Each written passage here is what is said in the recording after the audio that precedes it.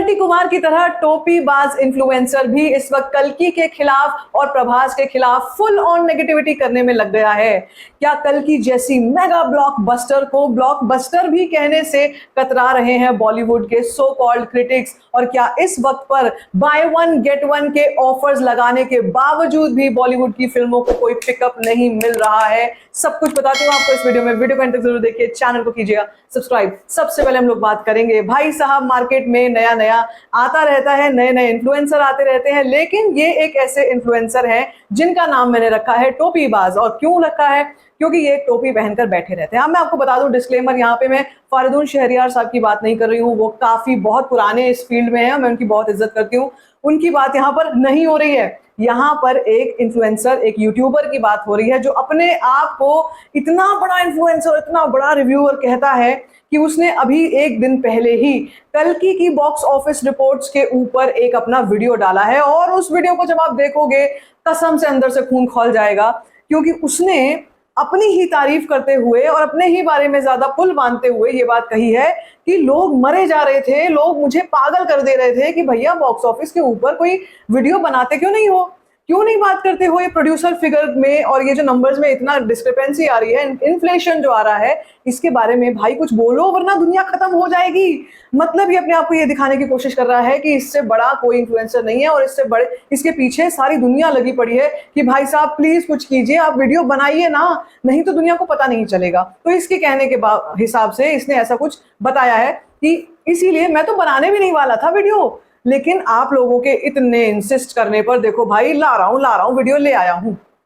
उस वीडियो में इस टोपीबाज बंदे ने वही हरकत करी है जो पलटी कुमार करता है। पलटी कुमार के साथ बस ये है कि पलटी कुमार अपने आप को इतना बड़ा इन्फ्लुएंसर समझने लग गया है कि उसके पीछे जो सब्सक्राइबर उसके हैं वो उसको लगता है कि वो उसको देख रहे हैं, वो उसको समझ रहे हैं। भाई को ये तो बता दे कि इसके सब्सक्राइबर्स में भारी गिरावट भी आ रही है। इसके जितने भी लोग पहले इसको ऑथेंटिक समझते थे, इसके रिव्यूज को मानते थे, और ये वो बंदा जिसने तेलुगु फिल्म इंडस्ट्री पर अपने चैनल को खड़ा किया है, इसने इस वक्त पर अपनी भद पिटवा ली है। इस वक्त पर जनता इसके ऊपर थू थू कर रही है कि तू अपने आप पे कुछ शर्म तो कर ले भाई। इतनी बड़ी फिल्म को जिसको तूने इतना गंदा रिव्यू पहले से दिया था, उसके बाद रिव्यू में तूने अपनी ही बेइज्जती कर दी, और उसके बाद इस वक्त पे तू खड़ा हो गया है बोलने कि भैया मास्टरपीस है। कल की बीच में कभी बोलता है मास्टरपीस है, कभी बोलता है कि ये तो सारे नंबर जो है ये सारे के सारे प्रोजेक्टेड प्रोड्यूसर नंबर हैं। अब इन्हीं तर्ज पर ये टोपीबाज भी चल पड़ा है। अब ये टोपीबाज ने क्या किया है कि टोपीबाज ने सलार के टाइम से ही प्रभास के खिलाफ और मेकर्स के खिलाफ नेगेटिविटी करनी शुरू कर दी थी। साफ तौर पे दिखाई देता है कि ये बॉलीवुड का चाटुकार है।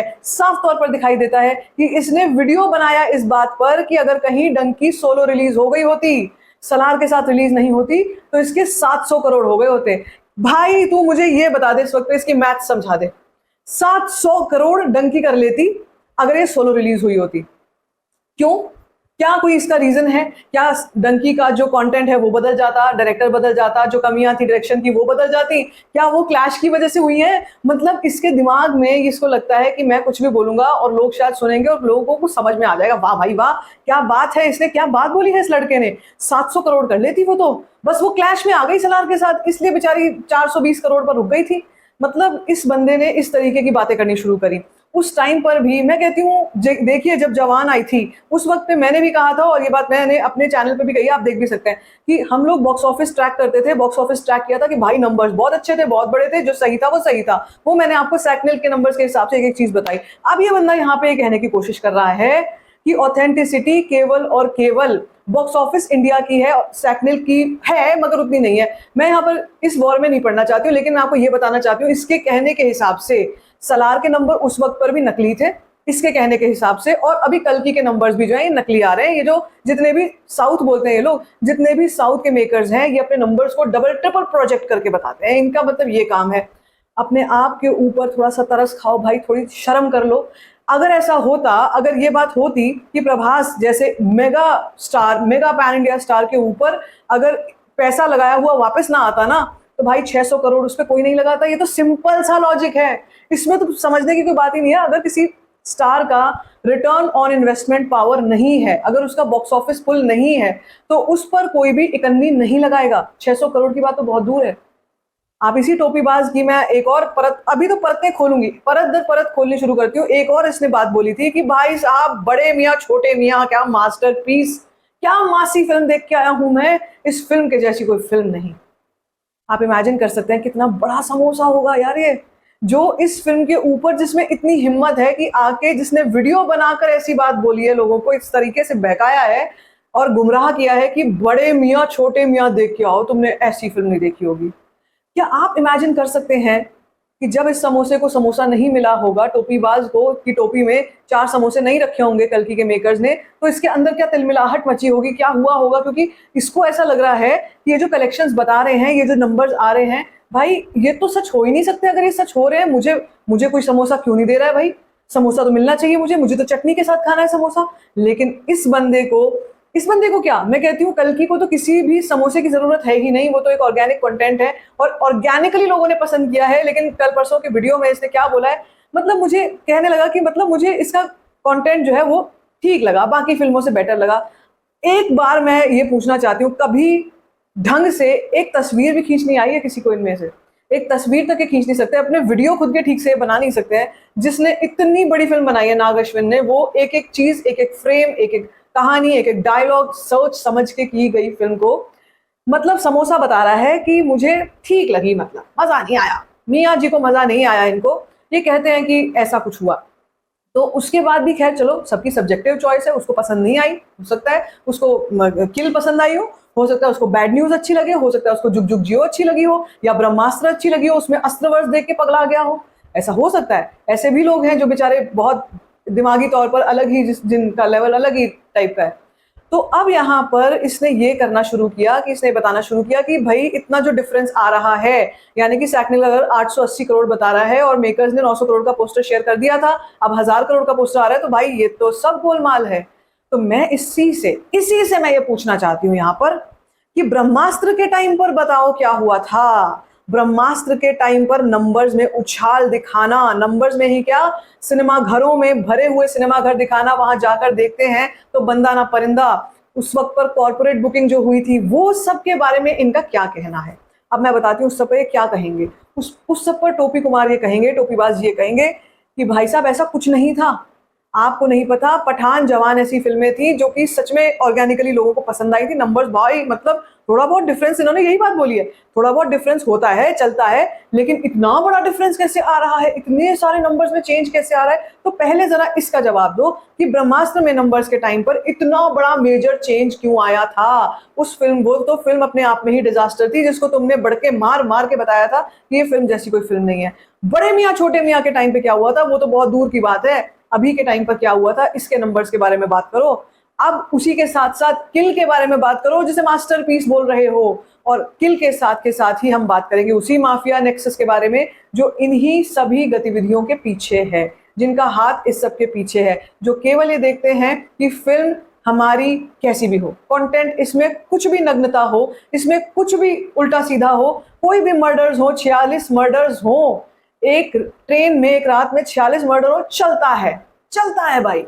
लेकिन हम किसी और फिल्म को आगे बढ़ने नहीं देंगे। कल्कि जैसी फिल्म जिसमें महाभारत के रेफरेंसेस हैं, कर्ण की कहानी है, हमारे हिंदुत्व की कहानी है, सनातन की कहानी है, वो तो सब भैया ऑर्थोडॉक्स बातें हैं। हम अपने बच्चों को, आज के समय के बच्चों को, जो कि बड़े बड़े ब्रांड्स पहनते हैं, फेंडी पहनते हैं, प्राडा पहनते हैं, ऐसे ऐसे ब्रांड्स जिनके नाम भी लोगों ने यूजुअली नहीं सुने, वो पहनते हैं, क्या हम उनको महाभारत दिखाएंगे? क्या हम उनको भगवान राम के बारे में बताएंगे? क्या हम उनको भगवान विष्णु के बारे में बताएंगे, जो अवतार कल्कि के अवतार की बात हो रही है यहाँ पे?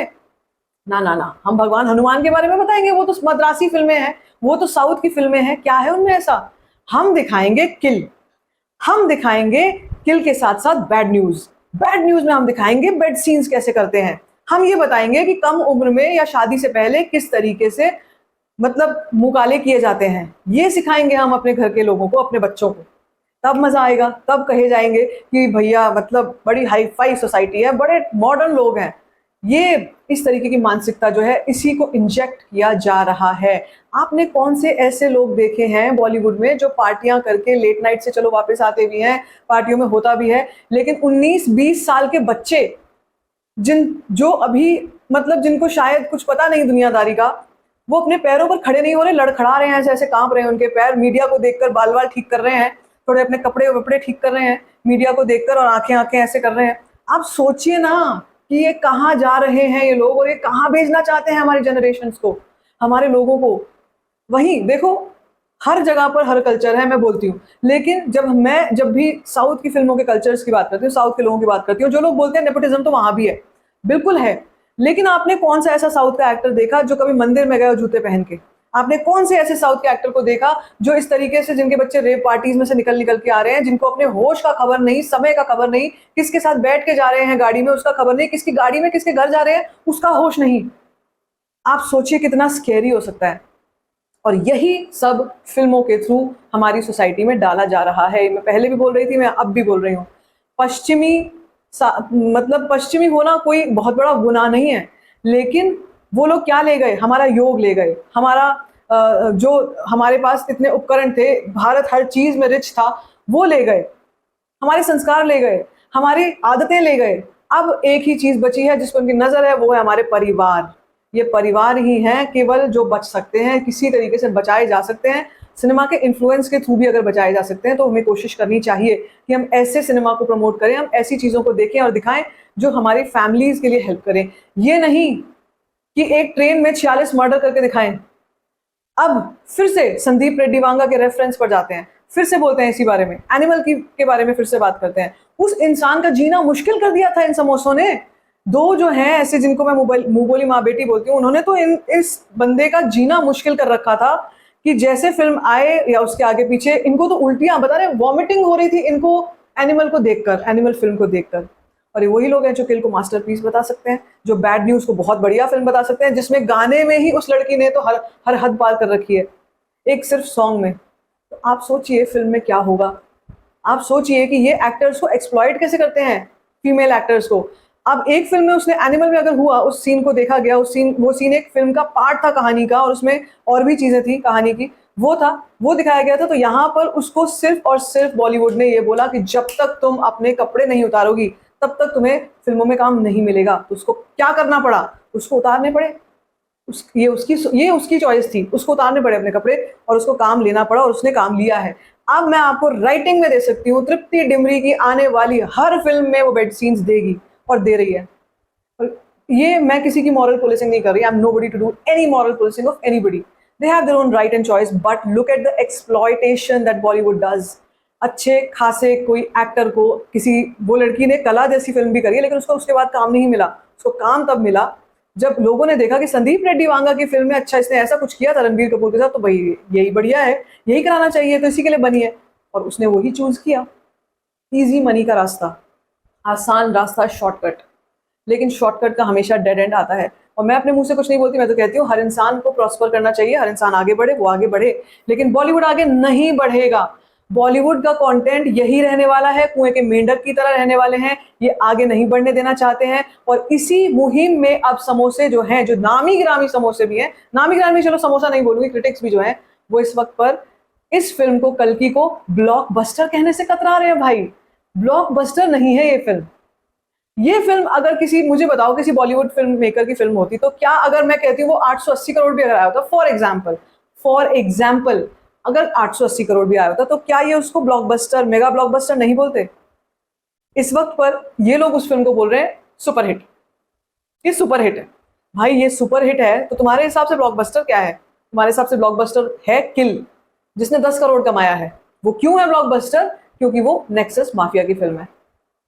ये है, इस तरीके से काम करती है ये इंडस्ट्री। तो अब कहने को बहुत सारी बातें हैं, बहुत कुछ है, लेकिन सोचिए आप कितना डीप रूटेड है ये नेगेटिविटी, कितनी डीप रूटेड है ये negativity. And what are your thoughts on it? How is this going to go? Is it going to go ever? या फिर तेलुगु फिल्म इंडस्ट्री ही हमारे इंडियन सिनेमा का फ्यूचर है? साउथ इंडस्ट्रीज बहुत सारी हैं साउथ में, वो ही हमारी कल्चर को रिप्रेजेंट करती है। आपको क्या लगता है, क्या बॉलीवुड को सीखना नहीं चाहिए इनसे? Let me know your thoughts on this. Baki, if you like this video, give it a thumbs up. Don't forget to share it, and don't forget to subscribe to my channel. This is called Story Punch.